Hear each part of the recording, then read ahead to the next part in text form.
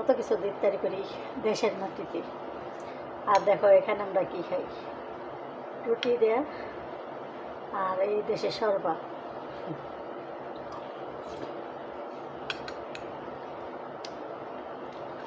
রাত বাজে 11টা,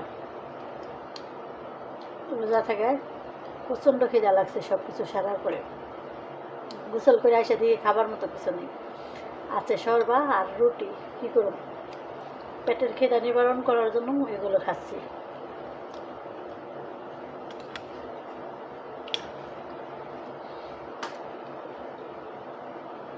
তারপর তো পারো নিজে তৈরি করে খাইতে পারো না। দেখো একার জন্য কেউ কেউ কোনো দিন কোনো কিছু তৈরি করতে চায় না। রোজার মাসে ঘরে খাওয়ানো অনেক ফালা নিয়ে যাওয়া এই করা যায়, কিন্তু আমি যে ঘরে আছি বর্তমান খাবার ফালানি কখনোই যায় না। পরিমাণ মতো বানানো হয়, একবারেই খাওয়া শেষ হয়ে যায়। শুধু আজকে শরবাটা রয়েছে মালিকে খায় নাই মনে হয়, এই কারণে। আর রুটিটা বেশি করে বানানো হয়, পরে ওরা খায়, পোলা বানিয়ে।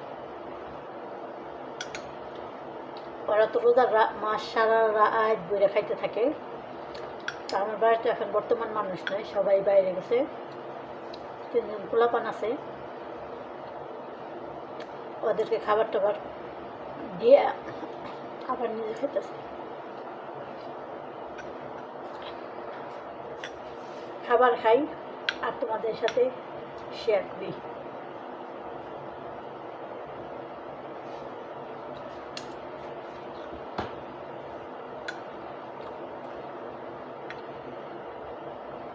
রোজার মাসে প্রত্যেকটা ঘরে খাবার অপচয়, আলহামদুলিল্লাহ আমার ঘরে কোনো অপচয় না, জাবানে খাওয়া শেষ হয়।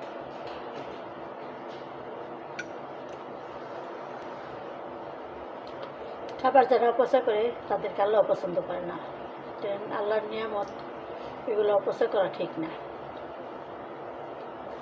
পরিমাণ মতো যতটুকু খাইতে পারবো অতটুকু তৈরি করে ভালো। তো আমার ম্যাডামে বানালে অতটা পরিমাণ বুঝে না, তা আমি বানালে পরিমাণ হয়। আলহামদুলিল্লাহ সব খাবার শেষ হয়ে যায়, পরে রাত্রে কোনো কিছু খাবার থাকে না।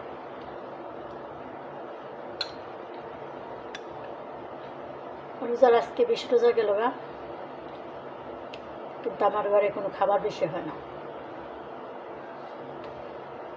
আলহামদুলিল্লাহ সব শেষ হয়ে যায়, তো এটাই ভালো। অপচয় করে লাভ নেই। মানে বর্তমান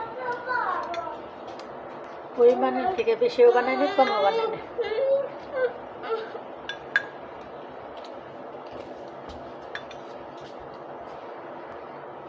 খাওয়ান বেশি হওয়া ভালো না, ফালানো ভালো না, সমান সমান নেওয়া ভালো। তা আলহামদুলিল্লাহ সবসময় আমার বেশি হয় না, কম হয় না, সমান সমান হয়। বিশেষ করে ওরা খাবারের টেস্টটা, আমরা যদি রান্না করি তাহলে ওরা খাবারের টেস্টটা ভালো পায়। আর ওরা নুন ছাড়া তেল ছাড়া রাঁধলে তো ওরা খাবারের টেস্ট পায় না, অনেক ফালানি যায়, অপচয় হয়।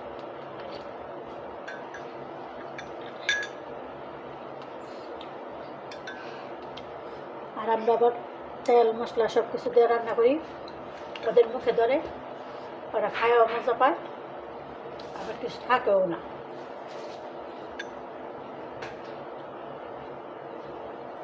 তবে আজকে আমার রান্না বাড়া নেই, বাইরে মানে খাবার আইব, এই কারণে একটু শান্তিতে আছি।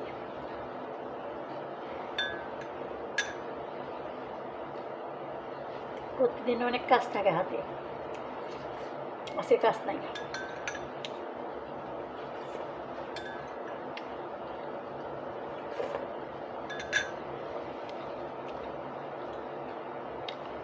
আল্লাহ হাফিজ, বাই বাই।